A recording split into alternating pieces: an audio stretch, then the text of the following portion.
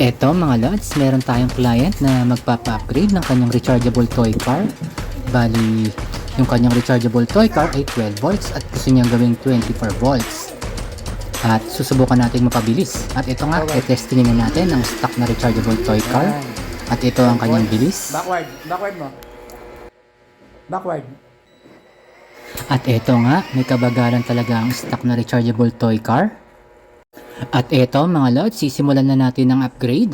At ito na po yung mga parts na gagamitin natin.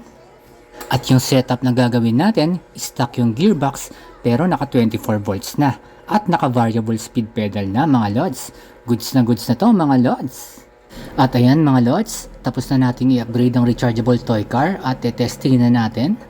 At makikita na natin ang resulta. Ito na mga lods. Oh, diretso, mabilis. Backward. Atras. Dahan-dahan yun, ha. Dahan. Atras. Ito ang kagandahan ng naka-variable speed pedal.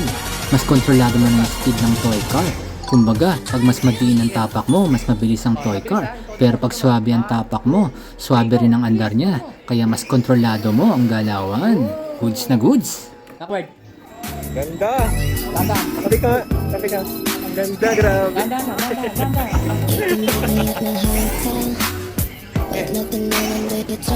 Goods na goods ang resulta mga lods. Bumili siya kahit stock yung gearbox at ginawa nating 24 volts na naka-variable speed pedal.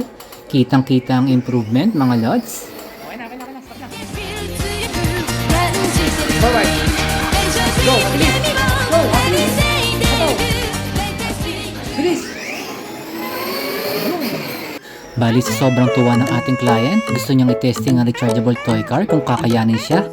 At eto nga, kinaya siya ng rechargeable toy car kahit malaki siya. Ayan. Kitang-kita mga lods, kayang-kaya ng 24 volts na naka-variable speed pedal ang ating client. All goods. Bilis, go. Hato mo, todo mo. Uy! Ang bilis.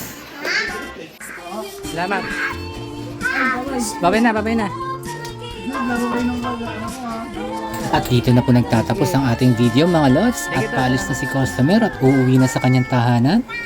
At sobrang satisfied siya sa ating upgrade. At para sa mga gusto magpa-upgrade, paki-PM lang po ako sa aking FB page na Rider Kikomi. Thank you po. Salamat sa panonood.